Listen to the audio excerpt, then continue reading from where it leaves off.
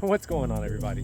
Sivo in. So 2012 Honda Civic, let's do it, rear shocks. Chalking up for safety. Go ahead and remove our hubcap cover. So we're going to go ahead and loosen the lug nuts while the vehicle's still on the ground.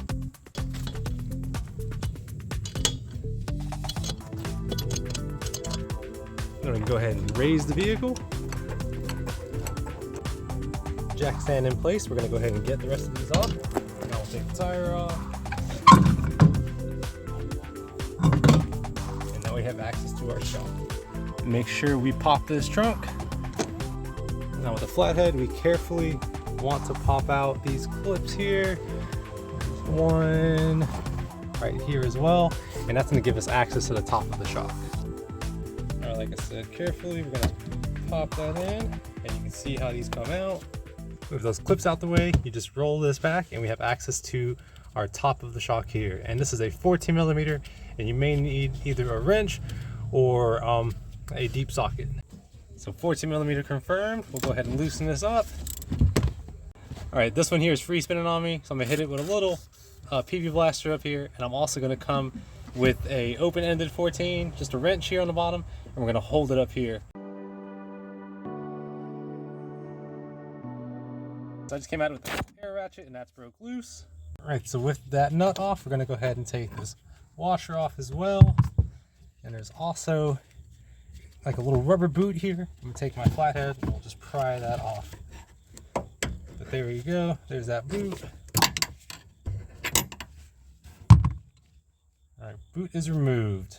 All right, so next we're gonna be removing this 14 millimeter bolt here, and this is on the bottom half of the shock. All right, so we do have a jack on the other side supporting the bottom of this arm. We'll go ahead and zip this off. We're gonna remove this bolt here. Perfect. And our shock should be completely loose, which it is. Got to wedge it on out just a little bit. There we go. And our whole shock is intact. We're also going to be reusing these. I think the new shock has them, but just in case, we can go ahead and reuse these.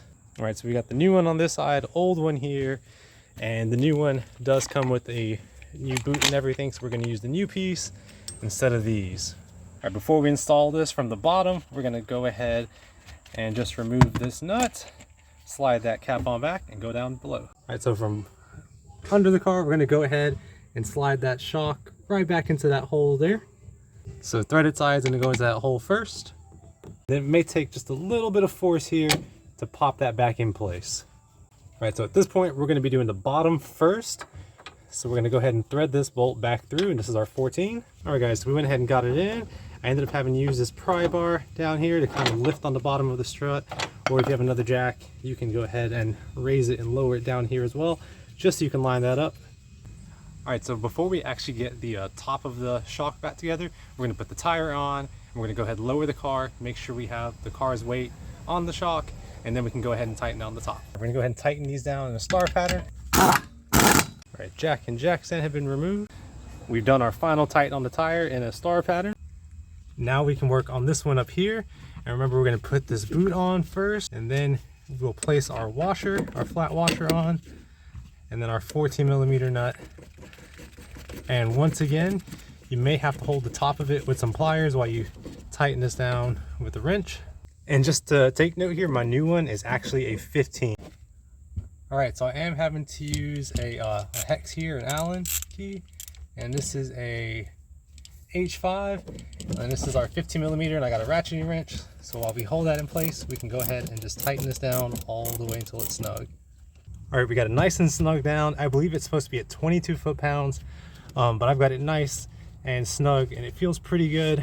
And now we're gonna go ahead and put this cover back in place, and we're gonna pop in our little plastic rivets here. Also, make sure you kind of pick up this rubber. Like I said, you want to make sure that these holes line up perfectly. That way you can pop these in place, and just make sure they're separated when you pop them in.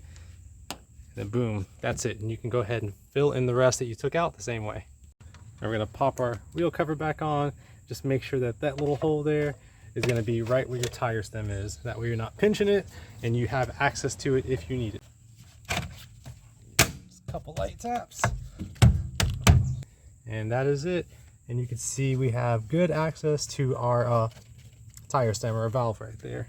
All right, I think I forgot to get the before, but there was no gap between the tire and the fender there. A very minimal gap. I could barely squeeze 2 fingers in like that, and now you can see I can basically get my whole hand in there.